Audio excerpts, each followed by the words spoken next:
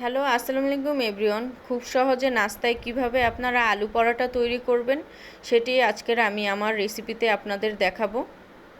তো চলুন শুরু করা যাক। প্রথমেই আমি 3-4 কাপ ময়দা নিয়ে নিচ্ছি। আপনারা আপনাদের প্রয়োজন মতো ময়দাটা ব্যবহার করবেন। এবার সামান্য পরিমাণ লবণ নিয়ে নিচ্ছি, সাথে 1 চামচ গুঁড়ো দুধ দিয়ে দিচ্ছি। আপনারা চাইলে স্কিপ করতে পারেন, তবে গুঁড়া দুধটা দিলে স্বাদের পরিমাণটা বেড়ে যায়। এবার আমি সামান্য পরিমাণ চিনি দিয়ে নিব। তো সবগুলো উপকরণ সুন্দরভাবে আমি মেখে নিচ্ছি। এবার সামান্য পরিমাণ তেল দিয়ে দিব। অবশ্যই পরোটা বানানোর জন্য আপনাকে ময়দার মধ্যে তেল দিতেই হবে, তো আমি তেলটা ব্যবহার করছি। এবার আমি হালকা মেখে নেওয়ার পরে অল্প অল্প করে পানি ব্যবহার করব। বেশি করে পানি ব্যবহার করা যাবে না, একবারে ঢেলে দেওয়া যাবে না, তাতে ময়দাটা নরম হয়ে যাওয়ার সম্ভাবনা থাকবে। তাই অল্প করে পানি ব্যবহার করতে হবে, আর অল্প করে পানির সাথে সাথে মেখে নিতে হবে। কিছুটা মাখার পর ময়দার ডোটা নরম হয়ে গেলে এটাকে 10 মিনিটের জন্য ঢেকে রেখে দিতে হবে। এবার আলুর পুরটা বানানোর জন্য আমি এখানে মশলা নিয়ে নিচ্ছি। চাট মশলা, গুঁড়ো মরিচ, আর ম্যাগি মশলা, আর হলুদ নিয়ে নিয়েছি, আর গোলমরিচ নিয়ে নিয়েছি। তো এই মশলাগুলো আমি আলুর মধ্যে দিব। আর সাথে আমি ভাজা পেঁয়াজ, কাঁচামরিচ আর ধনিয়া পাতা দিয়ে দিচ্ছি। এখানে আপনার ধনিয়া পাতার বদলে আপনারা এখানে ধনিয়া গুঁড়াটাও দিয়ে দিতে পারেন। এবার আলুগুলোকে সুন্দরভাবে আমি মিক্সড করে নিব। তো আলুগুলো সব দিয়ে দিচ্ছি, আর এখানে আমি মিডিয়াম সাইজের 3-4টা আলু নিয়েছি। তো আলুগুলোকে সুন্দরভাবে মিক্সড করে নিব।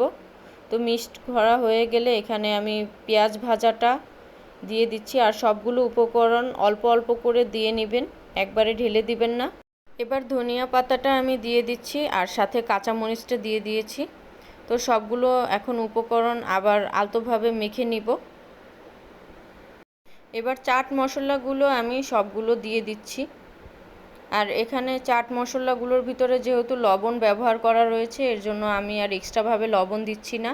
তবে আপনারা মুখে দিয়ে যদি লবণটা কম মনে হয়, তাহলে আপনারা কিছুটা পরিমাণ বিট লবণ বা নর্মাল লবণটা দিয়ে নেবেন। তো সবগুলো দিয়ে আবারও আমি সুন্দরভাবে মেখে নিচ্ছি। এই আলুর পুরটা আপনারা দুটো পদ্ধতিতেই খেতে পারেন, সরিষার তেলে ভেজে বা এভাবেও পরোটায় দিতে পারেন। দেখুন কালারটা কত সুন্দর এসেছে।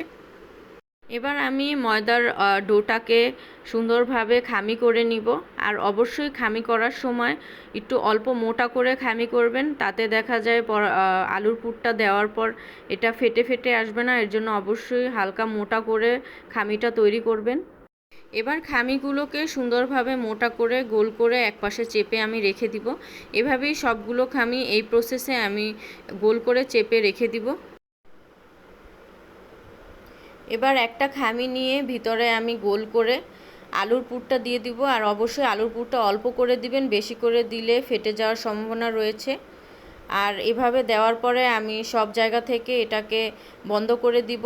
আর বন্ধ করা যেই পাশটা সেই পাশটা অবশ্যই উপরে রাখবেন, না হলে বেলার সময় আলুর পুরটা ভিতর থেকে বাহিরে চলে আসতে পারে। আমি পরোটাটা আস্তে আস্তে করে বেলে নিচ্ছি। দেখতেই পাচ্ছেন আমার বেলা প্রায় হয়ে গিয়েছে, আর আমি এভাবেই সবগুলো করে নিয়েছি। তো আমার পরোটাটা হয়ে গিয়েছে। এবার আমি ভেজে নিব। আর ভাজার সময় অবশ্যই এপিট উপিট করে প্রথমে হালকা ভেজে নিতে হবে, এরপরে তেলটা ইউজ করতে হবে, নাহলে দেখা যায় পরোটাটা ফুলবে না। তো এবার আমি তেলটা দিয়ে দিয়েছি। দেখতেই পাচ্ছেন আমার পরোটাটা কত সুন্দর ফুলকো হয়েছে। সবগুলো পরোটা আমি এভাবেই এই প্রসেসে ভেজে নিয়েছি। তো আমার রেসিপিটি ভালো লাগলে অবশ্যই আমার চ্যানেলটি সাবস্ক্রাইব করবেন, কমেন্ট করবেন। Thank you.